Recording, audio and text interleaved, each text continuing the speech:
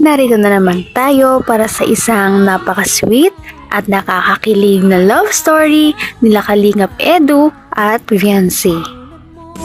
Ay aking makilala. Sa pagpapatuloy ng kanilang love story ay pumunta na naman sila Kalingap Rab at ang Kalingap team sa bahay nila Viancy. Kahit alam nila na napakadelikado ng kanilang lugar ay talagang pumunta pa rin sila at bonus ay kasama ngayon si Dr. Gab. Kahit na napakasama ng panahon ay sinikap pa rin nila na puntahan si Viancy at ang kanyang pamilya upang mabigay ang mga tulong galing sa mga sponsors. Kahit na napakasama ng panahon, umuulan ay todo pa rin sila sa pagbitbit ng mga gamit papunta kay Viancy. Kasama dito si Kalingap Edu. Kahit na napakalakas ng ulan ay sinikap pa rin nilang dalhin ang mabibigat na kalan at tangke ng gas papunta sa bahay nila Viancy. Ang nais ko laging kapiling. Kinilig naman ng ating mga viewers dahil bihis na bihis si Kalingap Edu papunta kila Ate Viancy para siyang manliligaw sa kanyang attire. At kung ano ako'y tanggap.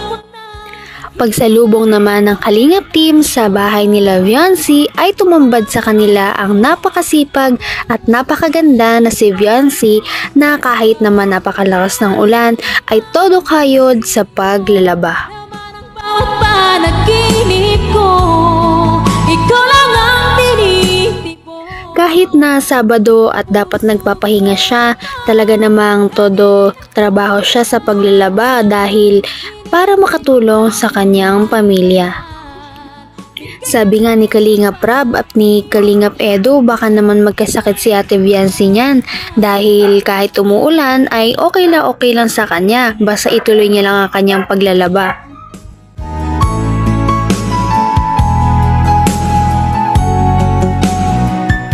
Hindi na nga pinatagal ni Viancy ang Kalingap team sa labas at agad-agad niya itong pinapasok dahil nga sa bumubuhos na ulan. Nakikita natin ang simpleng bahay ng pamilya nila Viancy at dito pinaupunan niya ang mga Kalingap team para makapagpahinga naman. Matapos nito, agad-agad silang inalok ni Viancy ng mainit na kape dahil siya daw ay nag-aalala sa Kalingap team dahil napakalamig daw sa labas.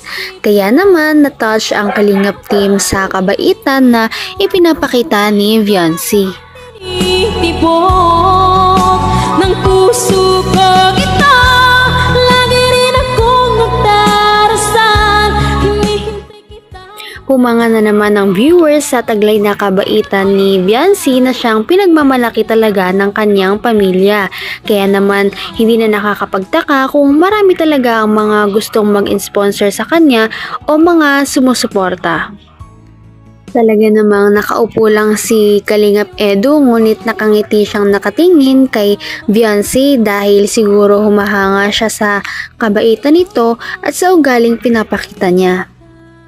Talaga namang napakaswerte talaga ng pamilya ni Viancy sa kanya dahil bukod sa mabait na siya, maganda pa. Habang hinahanda ni Viancy ang kape para sa kanyang mga bisita, ay agad-agad na sinetap ng Kalingap team ang mga dala nilang kalan at gas. Dahil dito, lubos-lubos ang pagpapasalamat ni Viancy at ng kanyang mga magulang. Dahil dito, hindi na rin sila magpapakahirap na magsindi ng uling o mausukan man lang para lang makapagluto. Kinilig naman ng Kalingap team noong abutan ni Viancy ng tasa ng kape si Kuya Edu. Alam naman nila na hindi ito umiinom ng kape, ngunit dahil si Viancy ang nagtimpla, ininom pa rin niya, tinikman niya man lang kahit konti. Pagkatapos nito ay umupo na rin si Viancy nang medyo malayo lamang kay Kalingap Edu dahil halata pa rin na hindi siya mapakali at nahihiya pa rin siya dito. Ang tinitibok ng puso ko ito. Sa kanilang pag-uusap, sabi naman ni Kalingap Edu na gusto niyang bilhan ng washing machine si Viancy dahil napakahirap kayang maglaba ng kamay lamang ang gamit.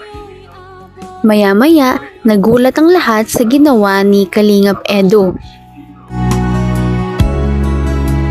Ako na magtutuloy. Kuya, I'm sorry. Don't touch me.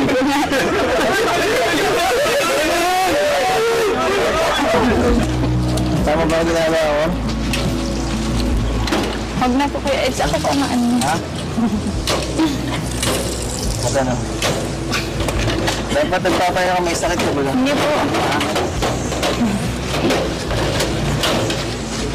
Ano Ha? it's At ano? Kinilig ang lahat, pati ang Kalingap team sa mga nangyari dahil si Kalingap Edu ay biglang tumayo at nilabhan ang mga labahin ni Ate Viancy. Isa na ba itong pahiwatig na parang manliligaw na si Kalingap Edu? Kita naman natin na nagpapanik na naman si Ate Viancy dahil hindi niya alam ang gagawin. Ayaw magpapigil ni Kalingap Edu sa pagtulong sa kanyang paglalaba. Kaya naman dahil dito ay kinilig talaga ang mga viewers. Todong-todo na naman ang pamumula ni Viancy dahil hindi na naman siya mapakali, parang kinikilig na naman siya sa mga biglaang ginagawa ni Kuya Edu. Ang tinitibok. ako po na yung hulaga.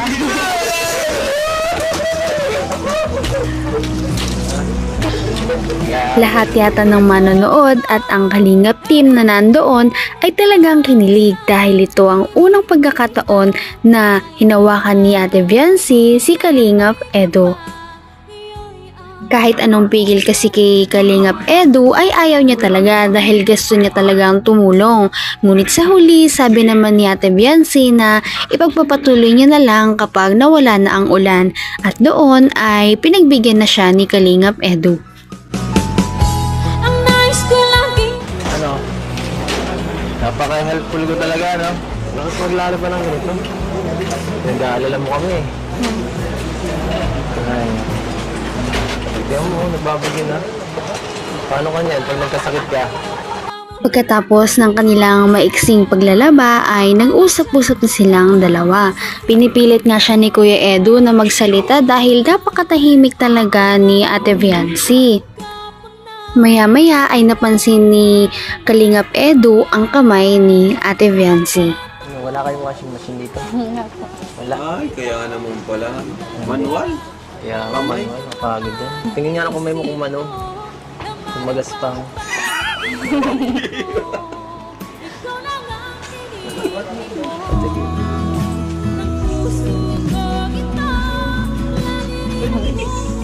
grabe nga. Mas mano pa sa'yo. Mas mano pa ang kamay ko sa'yo. Grabe. Sobrang salaba. Kaya nga sobrang sipag mo. Kinilig naman ng mga viewers dahil talagang concern na concern si Kalingap Edu kay Ate Viancy. Noong maggutom na silang lahat ay hinanda na ni Viancy ang kanyang niluto. Hinangaan na naman si Viancy ng Kalingap team dahil sa kanyang pagkamaalalahanin at magaling magluto. mahal. Anong nilagay mo dito? Bakit ang sarap? Suka lang po yan. Ha? Suka? Asukal? Asukal po. Asukal? Salamat, ha? Welcome po. Hmm? Welcome po.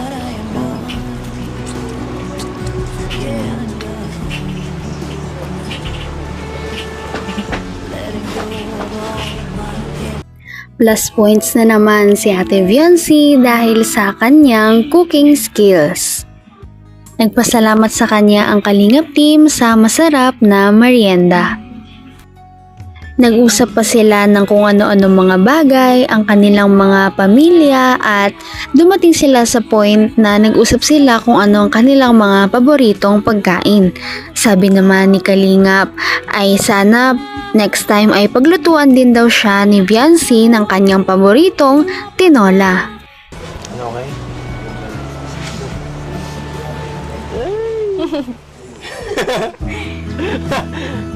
Sige, salamat. Pamod ka. Ha? Salamat po kay Eds. Hayaan niyo po sa sunod po. Pipilitin ko po maging madaldal. Bago umalis ay nagbigay muna sila ng mga pera na galing sa mga sponsors. Pagkatapos nito ay umalis na rin ang Kalingap team. Sana ay patuloy pa natin silang subaybayan at suportahan. Si Ate Viancy at Kalingap Edu, ganoon na din ang Kalingap team. Yun lamang at maraming salamat sa panonood. Hanggang sa muli. Bye! Mahal